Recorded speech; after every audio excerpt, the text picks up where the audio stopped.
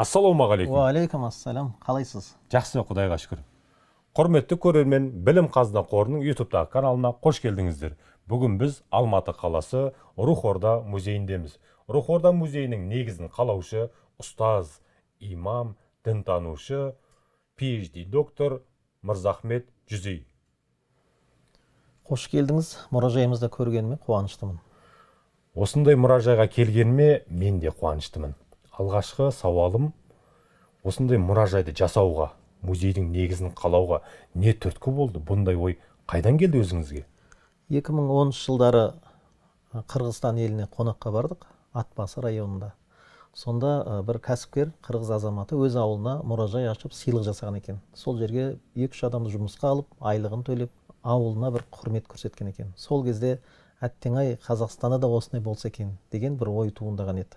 Яғни өзім жасасам деген ой болған шығар? Өзім жасасам деген, мен де осылай еліме бір сыйлық берсем, еліме бір қызмет етсем деген ой туындады. Әйтпесе Құдайға шүкір, бізде де музейлер баршылық қой дегенім ғой. Сіздің жеке музейіңіздің осылай жасалғанына, осылай жаңағы көптің қолынан келе бермейтін іс болғаннан кейін ойдың туындағанын сұрағам ғой. Осы сапарда қайтар жолымызда біз Ыстықкөлге оралдық. Сол жерде Рух Орда деген бір мәдени демалыс орны бар екен. Оның авторы Шыңғыс Айтматов. Мен Шыңғыс Айтматов кітаптарын оқып, ол кісіге деген қызығушылығым жоғары болған кезде осы сапарымда Рух Орда мұражайы болып атын таңдадық. Шыңғыс Айтматовтың жолын жалғастырсақ, қазақ елінде тағы да бір Шыңғыс Айтматов секілді бір жазушы дүниеге келсен деген оймен осы Рух Орда деп атын таңдадық. Мынау музейдегі жәдігерлердің барлығы сол ниет қылған уақыттан келіп жасағаннан кейін жай жиналған дүниелер, жәдігерлер болып тұр ғой.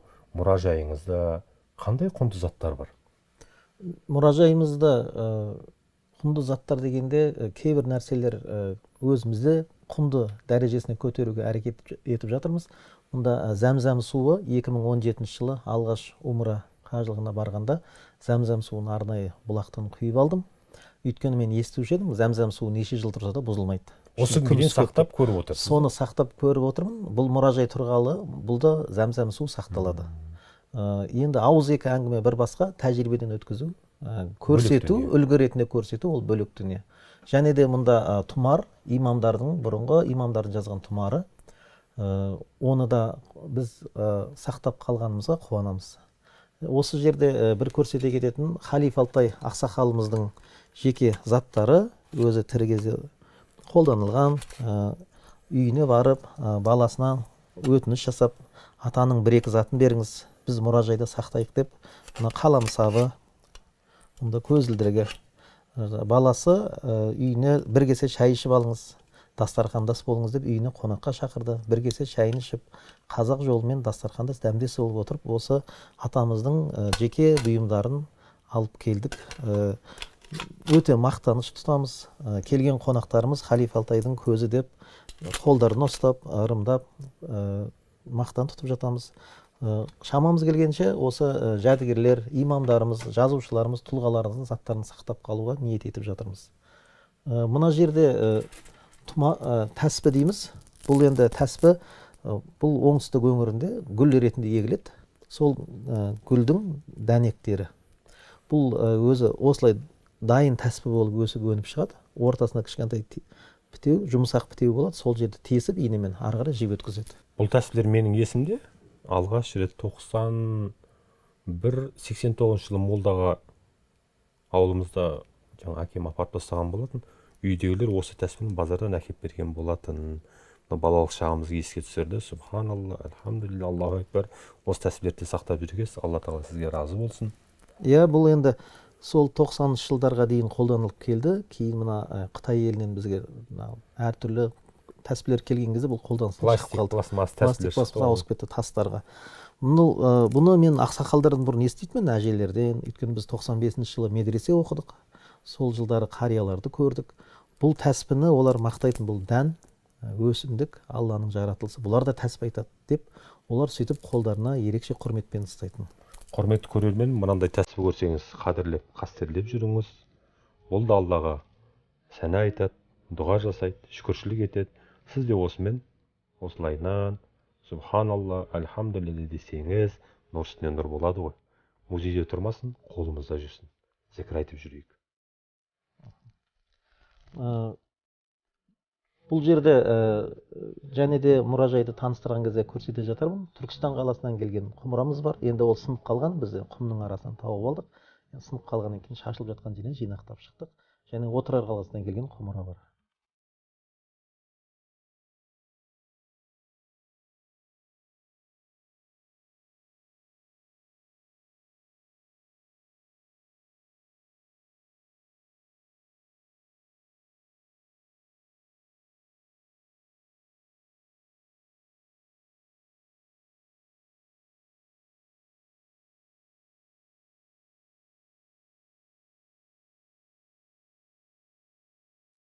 Мұнда 100 жыл шамалап қалған Лебяжы ауылы, енді қазір Аққу деп аталады, Павлодар аймағынан келген жайнамаз. Бұл жайнамазды біз енді жәдігер ретінде сақтап отырғанымыз, бұрынғы қариялар намаз оқыған кезде мақтанбайтын, жария салмайтын. Енді қазіргі намазхандарға айтқымыз келеді, намазымыз қабыл болсын, бірақ Алла қабыл етсін. Жаңа намаз оқуды көп айта бергеннен гөрі амалымыз көп болсын деп. Міне аталарымыз Құдайға шүкір бірнеше жылдан бері намаздарын оқыған. Дін ислам бізге 90 жыл келген жоқ, бұрыннан бар екенін айтқымыз келеді. Мұнда 1993 жылы Қазақстан қажылары алғаш Меккеге барған кезде осы көк туды алып барған екен. Ақжол Мейірбеков ағамыз сол кісі мұражайға табыстады. Алғашқы тәуелсіздіктің көк туы. Алғашқы Меккеге қажылармен алғашқы барған көк туымыз. Біздің мұражайымызға келгені біз үшін үлкен мәртебе, үлкен құрмет. Бұны сақтап келесі ұрпаққа көрсету. Мынау Тәуке хан дәуірінен келе жатқан Мамырхан деген батыр болған екен. Мынау найзаның қайраған іздеген, қылыш қайраған іздер, қайрақтас.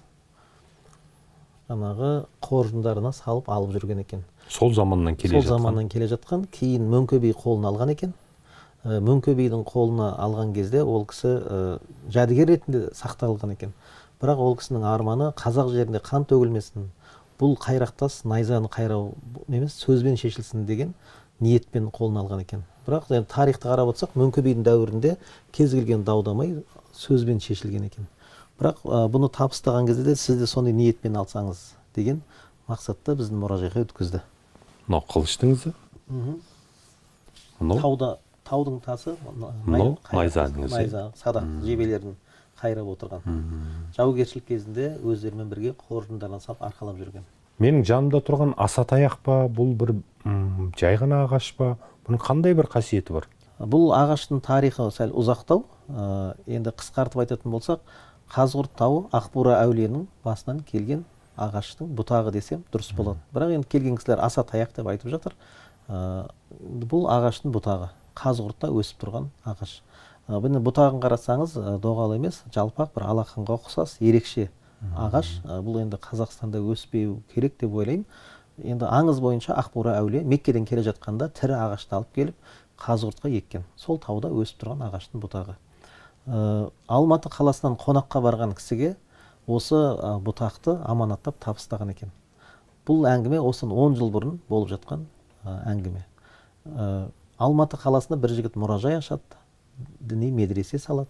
Сол жерде ғылым, қазақтың тарихын, дін мен ғылымды ұштастырамын деп, өзі осы әңгімені айтқан күні сол жігітке аманаттап берсеңіз деп табыстаған екен. Үйіне алып келіп, Ақсай микроауданында, шағын ауданында, балконда 10 жыл осы күнді күтіп тұрды. Жақында ғана біздің мұражайымызға жәдігер ретінде қосылды. Ол айтылған жігіт сіз болдыңыз ғой? Солай болып тұр. Алла разы болсын сізге. Менің артында тұрған монеталар әр ғасырға тиесілі және қағаз ақшалар. Мұнда хан сұлтандарымыздың көне дәуірден келе жатқан әр ғасырға тиесілі тиындары. Мұны сол уақытта хан сұлтандардың мінерде арабша жазуымен тұр. Көне ескі монеталар, кейінгі дәуірдегі мерекелік және қазіргі мерекелік монеталар ғой. Жеті қазына, және біздің жаңағы тұлғаларымызға арналған монеталар бар. сосын мына салт дәстүрге арналған қыз ұзату секілді, тайқазан секілді монеталар жиынтығы.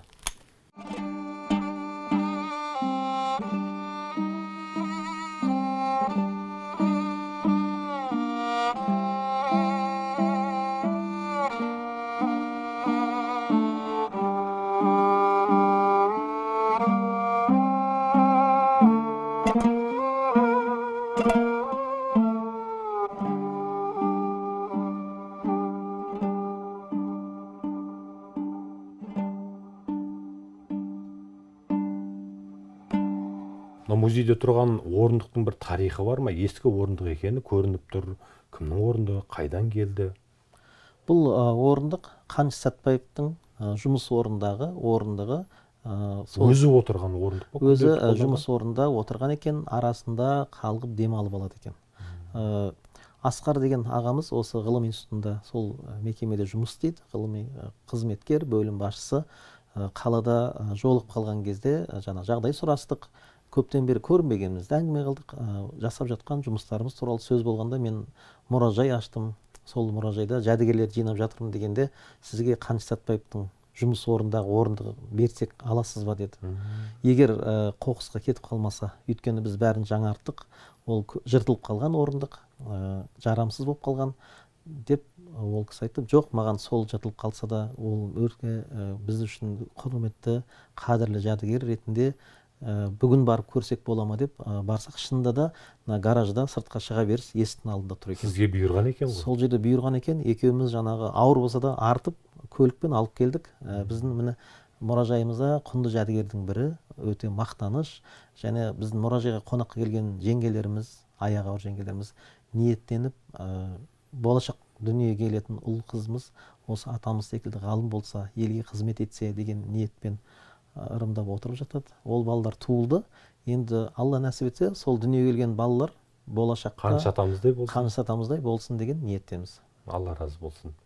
Мына сөрелерде тұрған кітаптар ескі кітап сияқты көрінді. Қойын дәптерлер тұр, ішінде біраз жазбалар бар. Бұл дәптерлер қайдан келген? Бұл құнды дәптерлер ма? Бұл кітаптар 100 жыл, 200 жылдық, 300 жылдық шамадағы Құран кітаптар, діни уағыз кітаптар, насихат кітаптары, ішінде арасында шежіре кітаптары да бар. Қолмен жазғандарын көрдім. Қол дәптерлері бар. Менің енді әкем де имам болды. Ол кісінің аталары да 7 атадан бері имам болып келе жатыр. Өйткені мен 90-шы жылда әкем имам болғанда түгел сүрені қолмен жазып шығатын. Сонда кітаптың жетіспеушілігі. Ішінде мұражайда тұрған жәдігерлерінде енді архивке тігіп жатамыз. Сонда не жазылғанын оқып, ішін қараған кезде шежіре және пітір садақа өткізген сол ауылдың тұрғындарының аты жөндері жазылған екен. Менің түсінгенім, бұл имамдар сонда демограф десек болады. Ауылда қанша адам бар, қанша бала дүниеге келді. Сол әр жылы пітір садақадағы өткізген кісілердің аты жөнін ғана жазып алмай, ұрпақтарының санын жазып отырған. Онда некені де жазған шығар? Бұл жерде бірнеше неке дәптері бар. Ішіндегі жазбаларды оқып, шында кейде өзім күліп те алам. Жаңағы әкесінің атын айтып, анасының атын айтып барып неке қияды екен.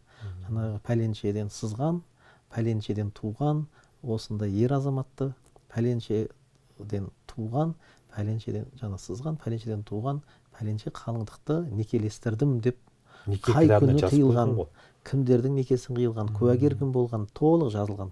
Жаназа туралы мәліметтер бар шығар? Арасында жаназа туралы мәліметтер де бар.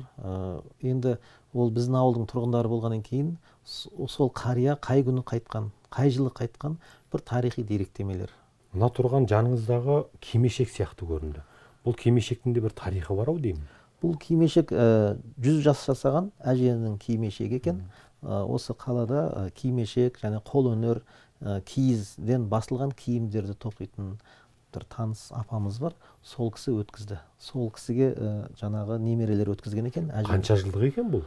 Шамалап 100 жылдық шамалап қалды. Бұл мына кимешектің өзіне 100 жыл болған ба? Шамалап қалды, иә. Олай болатын болса, орамал тақпаған, жаңағы кимешек кимеген болмаса, араптың дәстүрі, арап қол деген сөзге мынау бір әдемі бір құрал екен негізі. Мысалға, бұл жерде осы кимешектерді қазір зерттеп жүрмін. Әр аймақтың әжелерінің кимешегі әртүрлі болып келеді екен. осы оюларына қарап қай рудың жаңағы әжесі, қай аймақтың әжесі екенін тануға болады екен. Шынында да қазір бізде орамал дауы у шығып тұр ғой. Біреуі тақ дейді, біреуі тақпа дейді. Құдайға шүкір, әжелеріміз жалаңбас жүрмеген. Орамал таққан, кимешек киген. Тәрбие, мәдениет, мақтаныш. Мына тұрған тастар туралы да айтып кетсеңіз, бұл тас жай ғана тас емес ау деймін. Бұл тас Бабатүкті Шаштазиз кесенесінен келді. Шырақшысына жолыққан кезде, зиярат жасап, осы докторлық зерттеу жұмысымен барған кезде шырақшысына қолқа салдым. Біздің мұражайға көнеден қалған бір екі зат берсеңіз дегенде, бір ғана кірпіш қалған, көнеден қалған. Егер сол алып кетіп қалмаса деп, далада, аулада бір бұрышта жатқан жерден тауып алып шықты. Біз осы бабалар ізімен жобасы аясында Бәйдібек ауданына, одан кейін Созақ ауданына барған болатынбыз. Тура осындай кірпіштен жасалғандарын біз көрдік негізінде. Қолымызбен ұстап көрдік. Енді бірақ мына музейге келіп, осылайынан ұстап көрем деп ойыма келмеген екен. Сол жерден бұйырған тастап тұр ғой. Жанындағы таста сол жердікі ме?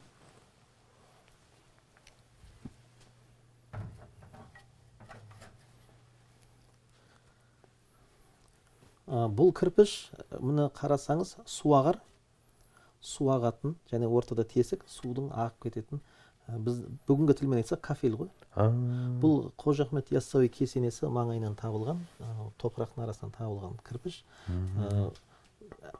Бағанағы көрсеткен кірпіштер, тастарды қарасаңыздар, бұл суды жақсы көреді. Су тиген сайын қатаяды. Қатая бере ме? Технология, кірпіш дайындау әдісі. Сәл үлкендеу екен одан кейін. Мына үлкендеу. Мұны сол заманда су ағар. Мына 90-шы жылы Қожа Ахмет Яссауи кесенесін реставрация, қайта жаңғырту жұмысын жүргізген кезде, енді мен естуімше, сол құрылысшылар су құйып көрген екен су ағарға. Бірнеше тонна су құйған кезде еш жерден жақын маңнан шыққан жоқ. Канализациясы шықпаған. Демек, мына сор болады ғой өзіне суды. Жер астында су ағар каналдары бар. Бірақ қай жаққа ағып кетіп жатқаны белгісіз. Сол сулар осы жаңағы дәрет алғанда, жуынғанда, су төгілгенде жердің астына бірден сіңіп кетеді. Енді кейде бізде Алматы қаласында қатты жаңбырлы кезеңде көше су басып қалады ғой. Бұл сол кезде олар осыны архитекторлық ерекшелікті сақтай білген. Бұл кірпіш Египеттен арнайы алғызылды. Сонда жұмыста жүрген бауырларымыз қоңырау шалды, қандай сыйлық алып келейік деп. Мен айтқаным, Сұлтан Бейбарыс мешітіне барып, біздің мұражайға бір-екі зат алсаңыз дұрыс болар еді деп сұрандым. Ол жігіттер барып, мешіт осы мынау 2020 жылы реставрация жасалып жатқан кезде, ол азаматтар кіріп, қолқа салғанда, мешіт салып жатқан арабтар, егер Сұлтан Бейбарыс елінен келсеңіздер, біз қуана-қуана береміз деп, осы 1,5 кірпішті өткізді, және жартысы бар. Сондағы сол арабтардың айтқан сөзі, біз Сұлтан Бейбарысқа қарыздармыз. Қазақ еліне біз ерекше құрметпен қараймыз. Егер Сұлтан Бейбарыс болмағанда, Египет мұнша жәдігерлер, мұнша ел болып қалар ма едік, жоқ па едік дегенде арабтар қуана-қуана өткізген екен. Бүгінде біздің мұражай жәдігерлерінің қатарында тұрған құнды жәдігердің бірі.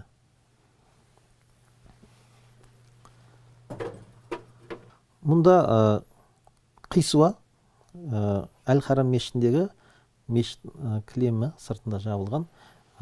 Осы мұражайымызға берген азаматтың айтуы бойынша 5-ші атасы қажылыққа барғанда алып келген екен. Тәбәрік ретінде сол кісіге бұйырған екен. Енді Қисуа бұрын Меккеге барған қажыларға әр құрбан айт күні кесіп таратылатын. Бұл ғасырлық дүние болып тұрған негізі. Ғасырдан асқан. Егер 5-ші атасы барған болатын болса. Ғасырлық дүние болып. Бұл неге матақ орап қойғансыз? Бұны осылай өткізгені менде себебін сұрадым. Сіз неге болай сақтадыңыз дегенде, менің әжем тігінші болды деді. Сол матаны осылай сақтамаса күйреп кетеді екен. Сол үшін бұл жаңа күнді жақтырмайды, тікелей күн түскенді жел ондай жақтырмайды екен. Сол үшін ақ матаға оралып, осылайынан сақталған кезде ұзақ жылға сақталады екен. Алла нәсіп етсе, қажылыққа барған кісілерге Қисуа алып келу нәсіп болсын дейміз. Амин. Бізде енді бірнеше жәдігерлеріміз бар, бірақ соның ішінде соңғысы ерекше көзге түсерлік, біз үшін сақтауға мақтанарлық жәдігер Бауыржан Момышұлы атамыздың өмірінің соң кезінде киген тоны, және өзінің күйеу баласына тәбәрік ретінде кигізген екен. соны сізге таныстырайын.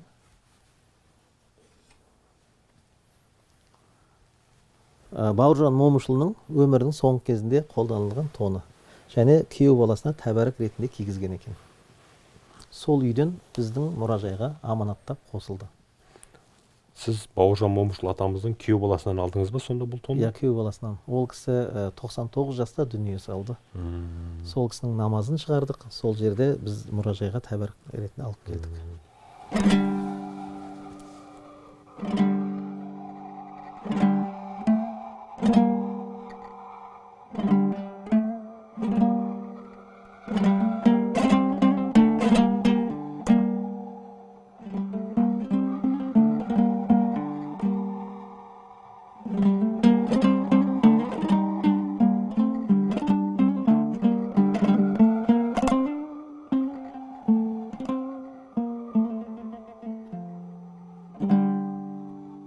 Құрметті Мырзахмет Иман, осындай жәдігерлердің арасына біз кіргізіп көрсеткеніңіз үшін Алла тағала сізден разы болсын.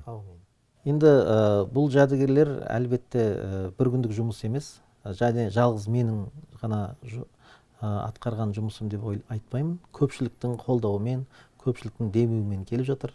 Бұнда келген әрбір жәдігер бұл әрбір әулеттің мақтанышы, көз майы, атадан, әжеден өнеге болып келе жатқан құнды заттарын сеніп тапсырып жатыр.